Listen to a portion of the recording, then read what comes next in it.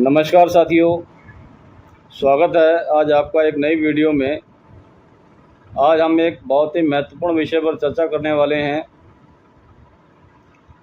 आज का जो विषय है वो है होम लोन। होम लोन जैसे कि आपको नाम से ही पता लग जाता है कि घर के लिए लोन, यानी कि आप जो है होम लोन घर खरीदने के लिए ले सकते हैं, घर को रेनोवेट करने के लिए ले सकते हैं, किसी भी मकान को बनाने के लिए ले सकते हैं और प्लॉट खरीदने के लिए लोन ले सकते हैं। ये सभी होम लोन की कैटेगरी में आते हैं। आज हम लोग इसी विषय पर चर्चा करने वाले हैं।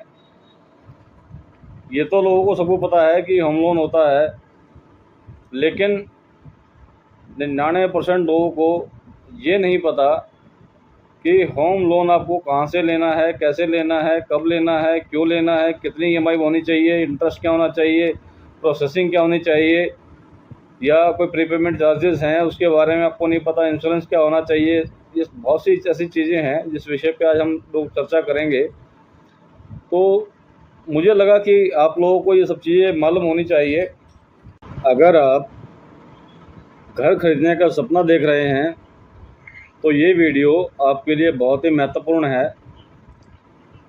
और अगर आप चाहते हैं कि आपको घर खरीदने से पहले लोन के बारे में पूरी जानकारी हो तो इस वीडियो को आप ज़रूर देखें। हम इस वीडियो में लोन के कई पहलुओं पर चर्चा करने वाले हैं। सबसे पहली बात इसमें ये है होम लोन में कि आपको लोन लेने से पहले ये चुनाव करना है कि आपको लोन कहाँ से लेना चाहिए। उसका सबसे बढ़िया तरीका ये है कि आपको 2, 4, 5 बैंक या कंपनियां, जो भी एनबीएफसी कंपनी हैं, फाइनेंशियल इंस्टीट्यूशंस हैं, वहाँ जाके रिसर्च करनी चाहिए कि मुझे सबसे कम इंटरेस्ट कहाँ से मिलेगा। सबसे पहली बात, क्योंकि होम लोन में जो सबसे ज़्यादा इफ़ेक्टिव चीज़ है वो है इंटरेस्ट, जो कि आपने कोई 1-2 महीने नहीं, पूरे 20 या 30 साल भरना है। तो वो एक बहुत इम्पोर्टेंट रोल अदा करता है आपके लोन में। तो सबसे पहले आपको ये देखना है कि मुझे इंटरेस्ट कहाँ से कम मिलेगा। दूसरा, आप जहाँ से भी लोन ले रहे हैं वहाँ ये देखना है आपको कि मेरी प्रोसेसिंग चार्जेस क्या जा रहे हैं। कई जगह पे बैंक हायर प्रोसेसिंग चार्ज लेते हैं, बहुत सी जगह पे कम होता है और कई जगह तो फ्री भी होता है। आज के समय में मार्केट में ऐसी एनबीएफसी कंपनियां हैं जो आपकी प्रोसेसिंग चार्ज के नाम पे जो चार्ज करते हैं वो 1 रुपया, 1.5 रुपया, 2 रुपये, यहाँ तक कि 3-3% भी प्रोसेसिंग चार्ज काट लेते हैं। जो कई एनबीएफसी ऐसे हैं, मनी लेंडर कई ऐसे हैं जो 3-3% का भी प्रोसेसिंग चार्ज आपसे ले लेते हैं। और बहुत सी जगह ऐसी हैं कि जहाँ पे आपको मात्र 50 पैसे, 30 पैसे, 20 पैसे या फ्री में भी, मतलब बैंक कई बार क्या करता है कि प्रोसेसिंग फ्री भी कर देता है आपके लिए। तो अगर सपोज कीजिए आपने 50 लाख का लोन लिया है और एक जगह आपको वो सर्विस चार्ज जो है, मतलब जो प्रोसेसिंग चार्ज है वो 3% या 2% जा रहा है, यानी कि 50 लाख पे आपका 1 लाख, 1.5 लाख रुपया प्लस जीएसटी, 18% जीएसटी भी आपको साथ में काटेगा वो। तो 1.5 लाख रुपया और कहीं अगर आपको फ्री मिल जाती है, प्रोसेसिंग चार्ज ही नहीं लगना, निल है वो, तो एट ए टाइम आपका 1 से 1.5 लाख का फ़ायदा हो गया। जो प्रॉपर्टी आप परचेज कर रहे हैं, जो लोन ले रहे हैं आप, उसी टाइम पे एट ए टाइम आपका 1.5 लाख का फ़ायदा हो गया ना। तो ये थोड़ा सा रिसर्च कीजिए कि कहाँ से मुझे, मतलब ये प्रोसेसिंग चार्ज कम मिलेगा, जहाँ से वहाँ से आप लीजिए उसको। इसके बाद में प्रोसेसिंग चार्जेस के बाद बैंक क्या करता है कि इंश्योरेंस आपका काटता है। मैं ये नहीं कहता कि इंश्योरेंस ना कराओ, बहुत अच्छी चीज़ है इंश्योरेंस कराना, क्योंकि अगर इन केस कल को कुछ भी ऊंच नीच हो जाती है आपके साथ में अगर वर्किंग पर्सन आप पर आपके साथ कोई जैसे मिस हैपनिंग हो जाए कि आप ईएमआई भरने के लायक ना रहें या इस दुनिया में ना रहें, तो जो भी आपने 10 साल, 5 साल या 15 साल जो भी आपने पैसा दिया है ईएमआई के रूप में, वो बेकार हो जाएगा। अगर उसका इंश्योरेंस होगा तो कम से कम वो कंपनी, इंश्योरेंस कंपनी उस लोन को पूरा कर देगी और आपको आने वाले टाइम पे जो आपके बीवी बच्चे हैं या जो भी आपके लीगल हेयर्स हैं उनको पैसा नहीं देना पड़ेगा। इंश्योरेंस बहुत अच्छी चीज़ है, बट मुझे ये कहते हुए बिल्कुल भी संकोच नहीं है कि आज के समय में बैंक या एनबीएफसी, ये लोग इंश्योरेंस के नाम पे बहुत ही मोटी रकम ऐंठते हैं जिसकी इतनी की ज़रूरत नहीं है। अगर आप ये इंश्योरेंस कहीं बाहर लेते हैं तो उससे बहुत कम में मिल जाता है। तो आप उससे कि जिससे भी आप लोन ले रहे हैं, बैंक हो या एनबीएफसी हो या कोई भी अदर फाइनेंशियल इंस्टीट्यूशन हो, तो कम से कम उससे ऐसी बार्गेनिंग कीजिए कि आपका वो इंश्योरेंस कम से कम पे इंश्योरेंस पे आ जाए, कम से कम पैसे आपको इंश्योरेंस में देने पड़ें और कवर आपको पूरा मिले।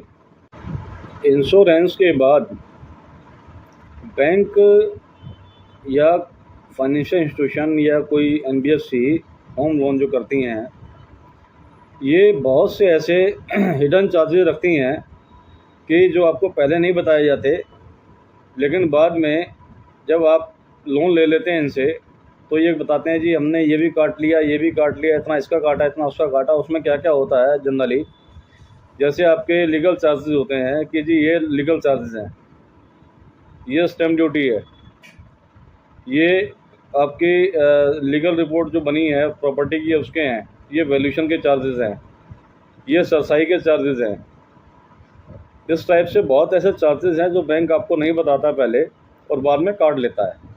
तो ये सुनिश्चित करें पहले लोन लेने से पहले कि भाई हमें ये चीज़ बताइए कि हमारा क्या क्या चार्जेस लोन पे लगने वाला है। हम जब लोन लेंगे तो हमें कितना लोन हमें मतलब डिडक्शन कितना होगा हमारा इसमें। दूसरा कि इसके बाद में कई बार क्या होता है कि प्री पेमेंट चार्ज, जैसे आपने जो ईएमआई बनवाई है उसके अलावा अगर आप कुछ जमा करना चाहते हैं पैसा उसमें, तो प्री पेमेंट चार्जेस बैंक काट लेता है 4%, 3%, 5%, अलग अलग सबका है। तो वो भी देखिए कि आप जो लोन ले रहे हैं, जो लोन एग्रीमेंट है, उसमें आप उनसे लिखवाइए कि भाई कोई प्री पेमेंट चार्जेस हम नहीं देंगे आपको। जब आपको फोरक्लोजर, जैसे आप कोई लोन बंद करना चाहते हैं टाइम से पहले, तो बैंक कहता है जी हम तो 4-5% फोरक्लोजर चार्ज लेंगे। किस बात के चार्जेस हैं ये?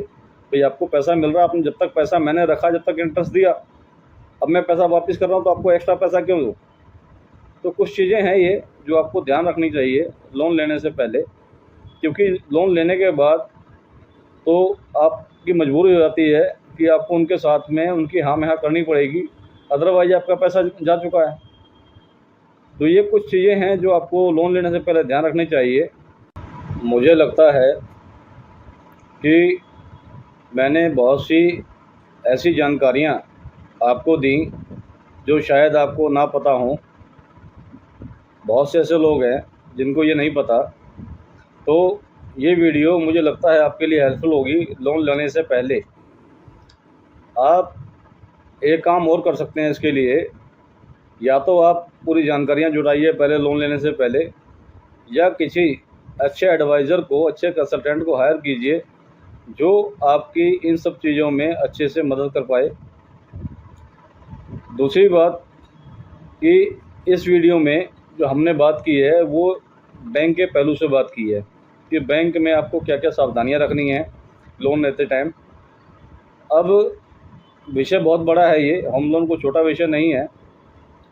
दूसरी वीडियो में हम चर्चा करेंगे कि लोन लेने से पहले या लोन लेते समय या ये डिसाइड करते टाइम कि आपको लोन लेना है या नहीं लेना, आपको किन किन बातों के लिए होशियार रहना है, किन किन बातों की सावधानियाँ रखनी है।